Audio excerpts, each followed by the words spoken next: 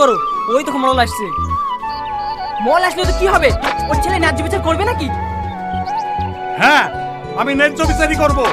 তোমরা সবাই চুপ করো। তো আমার ছেলে বলে পরিচয় দিতে ঘৃণা হচ্ছে। আবার তুমি অন্তত আমাকে বিশ্বাস করো।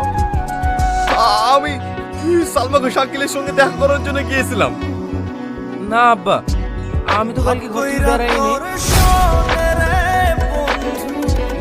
সবাই শুনলেন তো কি বললো?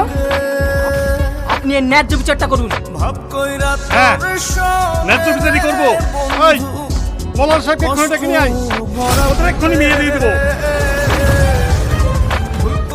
আব্বা, আমার কথাটা তো শোনো। খবরদার আমাকে আব্বা বলে ডাকবি না। আমি জানবো আমার ছেলে মারা গিয়েছে, তোর সঙ্গে আমার কোনো সম্পর্ক নেই।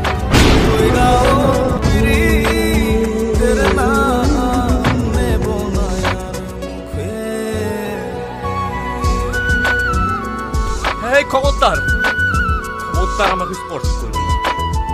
তোর জন্য, শুধু তোর জন্য আমার আব্বার মান সম্মান ভুলের সঙ্গে মিশে গেছে।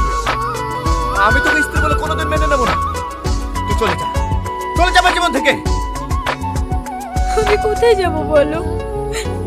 মা মরে যাওয়ার পর থেকে আব্বার সাথে বাবাকে সহ্যই করতে পারি না। তোমাদের কিছুই করতে হবে না।